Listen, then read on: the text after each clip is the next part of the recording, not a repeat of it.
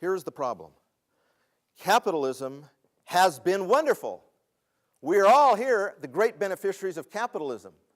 These great chairs you're sitting in, this great hall, is all the beneficiaries of capitalism.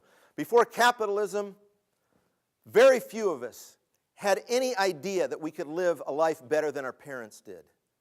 Capitalism allowed human productivity to blossom many hundreds of times in the last 150 years. The problem is capitalism has been too successful recently.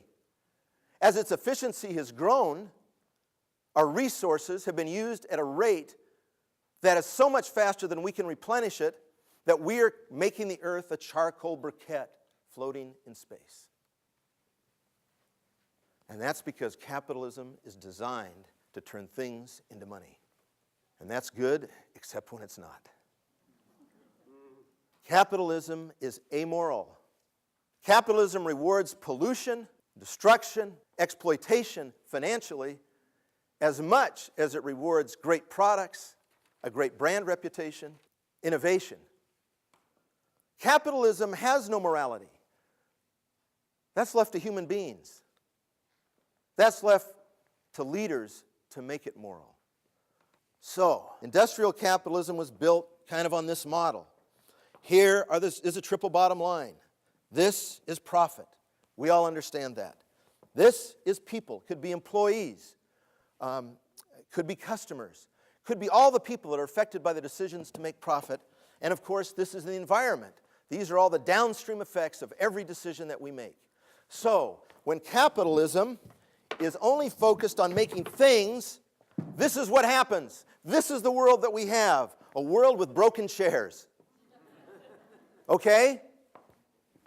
Well, we all realize that's not working. And the reason it's not working is because we all know what's happening. We live in an information age. We're not insulated.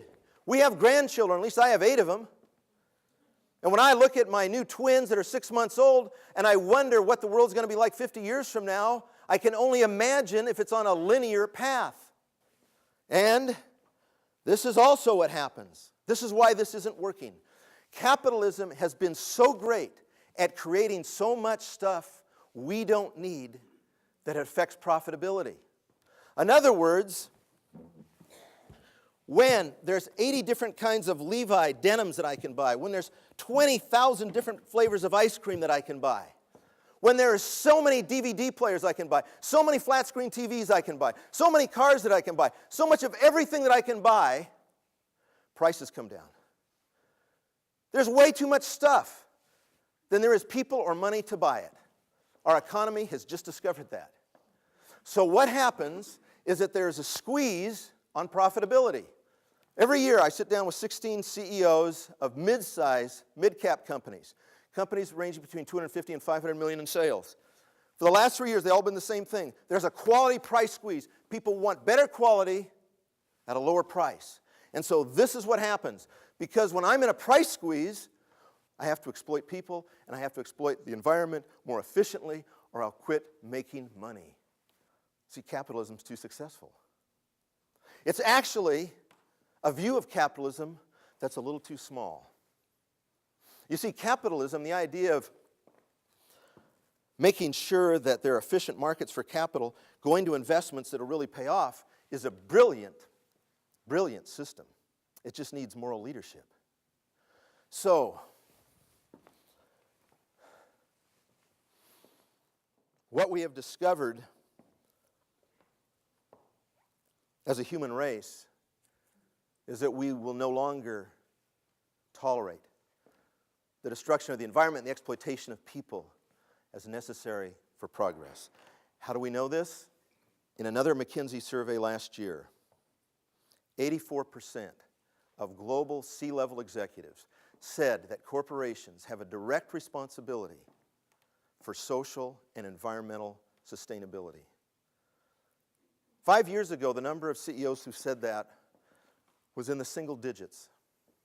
This is a massive change in a very short amount of time. Now, of course, you question, well, do they really believe that? Is that just simply something that's trendy? And the answer is no. It's a definite threat to their brand equity. Not only that, they have a hard time hiring people because 80% of people getting out of college today only want to work for companies that are directly contributing to social and environmental benefits. Now, when you combine both of those, 70% say they don't know how. And that's where you marketing people, that's where you nonprofit people come in. You come in at the level of leadership. You see, corporate social responsibility is a half measure. It is cosmetic. In most corporate social responsibility groups inside organizations, it's filled with communications people and PR people. It's not filled with strategy people. It's not filled with line people. It's not filled with people who really can do things. It's filled with people who try to talk to the outside world and talk to the inside world and make everybody feel good. And the people at the top say, what we need is more communication. Nobody knows what we're doing. And then you have people inside who say, but we don't want them to know what we're doing because then they'll expect us to do more. Or they'll criticize us for some of the things that we're doing that aren't great. So there's this schizophrenia. So this is what corporate social responsibility looks like.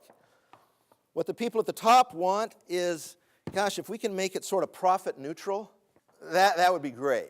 Because I don't really know whether I'm getting any benefit from it. I don't really have any idea whether our employees or customers are really responding to what we're doing. I really have no idea whether or not any of this matters. And because I can't measure it, it's going to be starved. It's going to be starved from ideas. It's going to be starved from resources.